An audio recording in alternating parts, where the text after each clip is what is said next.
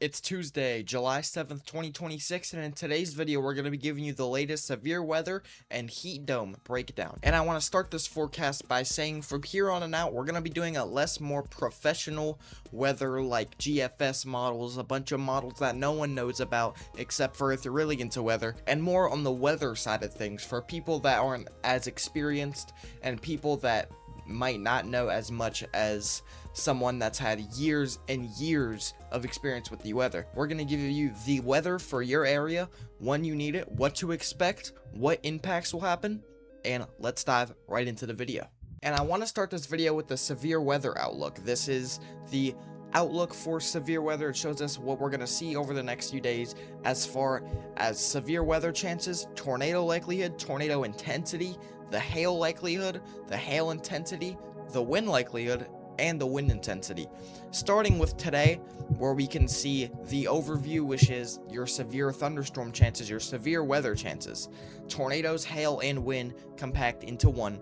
This is the chance of seeing severe weather. And today, we have a level 2 out of 5, which means that severe weather is possible. The level 1, which is the yellow, it means it's less likely. It's not likely, really. We have a very low chance of seeing severe weather. It's just like the pretty much aftermath of what we could see. But today we have a level 2 threat for places like Minneapolis, Minnesota, St. Cloud, Minnesota, and that goes back through South Dakota, including Aberdeen, Pierre, Rapid City, and this even goes all the way up through Montana. We have places like Miles City and Billings under the gun for some severe weather today. So tonight, if you're going to the Cleveland Guardians versus Minnesota Twins game at Target Field, make sure you have a way to receive alerts and make sure you have a place to stay safe in the event of severe weather or a tornado. Shifting to our tornado threat, this is our tornado likelihood. This is a level 1 today, which means tornadoes are possible. A few warnings may be issued today for tornadoes, and this includes a little bit less than the severe did. This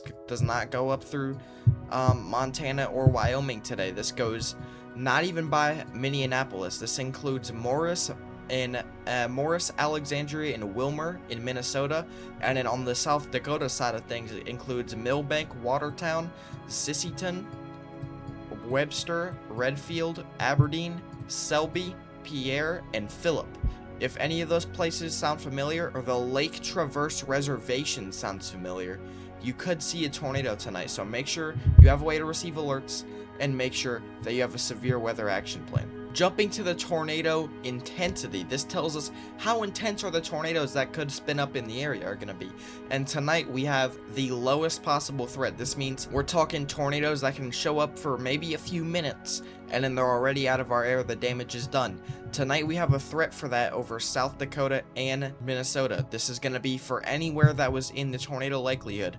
You are in the lowest possible tornado intensity, so that includes Pierre, Redfield, Aberdeen, Watertown, Lake Traverse Reservation, Wilmer, anywhere in there. You could see a spin-up tornado tonight, so be aware. Now let's move into our hail segment. The hail likelihood is what we have on our screen right now, and hail normally isn't a big factor when you're in July and you have these thunderstorms that spin up really brief tornadoes and have really strong winds.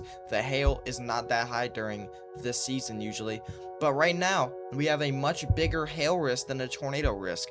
We have a hail risk for Aberdeen, Pierre, Rapid City, and South Dakota, and then this goes up through Wyoming, that little tiny northeast corner of Wyoming, and then it goes through Miles City and Billings in Montana. So yeah, this includes a much bigger risk than the tornado risk did.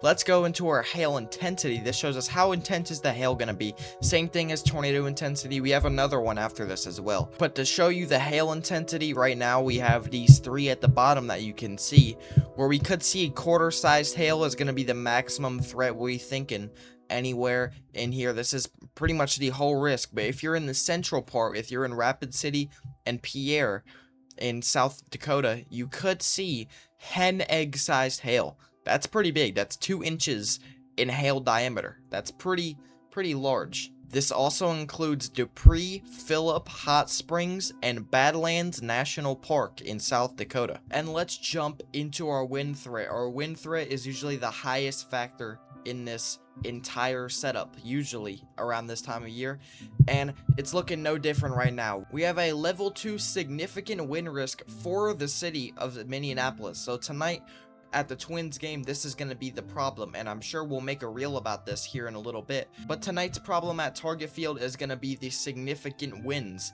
that could really ruin the game, really mess it up. We're going to see lightning, thunder, intense wind, intense rain that really could screw up the game. But this threat is not limited to Minneapolis. We have a lot other places in Minnesota for this. For example, we have Wilmer, we have St. Cloud, we have Morris, Alexandria, Little Falls, Marshall, Redwood Falls. So we have a lot of places.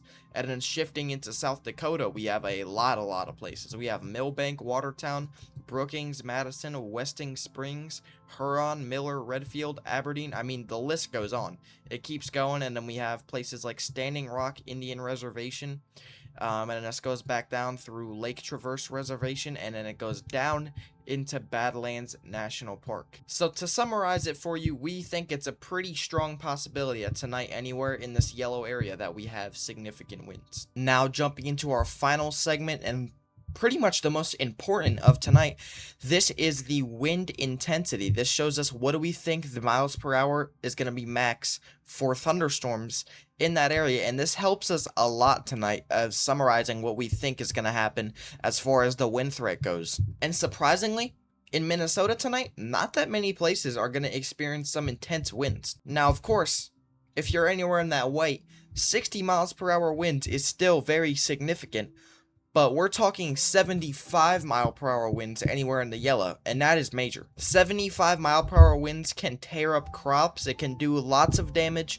to your home. Well-built homes can have their siding ripped off. Tree branches thrown around like toothpicks is what we're talking. We're talking leaves all over the ground. This is considerable damage threat, and we have multiple different kinds of severe thunderstorm warnings.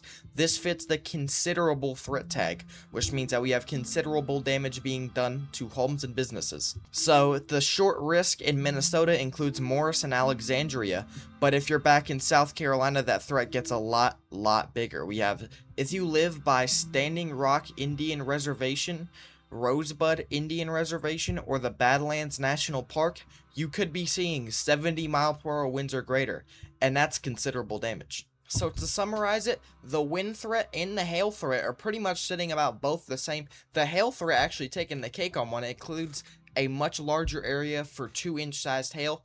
But if you're anywhere in there, that means 75 mile per hour winds and 2-inch sized hail could be knocking on your doorstep. So make sure you have a way to receive alerts. Make sure you have a way to seek shelter, and you have a plan just in case severe weather hits your area. So today we're looking at a potentially significant severe weather day. Our live stream chance today is only setting about a 15 to 16%. So it is possible that we live stream, but it's not likely. If things start to get crazy though, you know who's going live, you know who's going to keep you covered during the severe weather. So make sure you like, make sure you subscribe, and if you're watching on Facebook, make sure you like this post. Make sure you follow me for more reliable and accurate weather. Have a great rest of your day. I hope this helped you.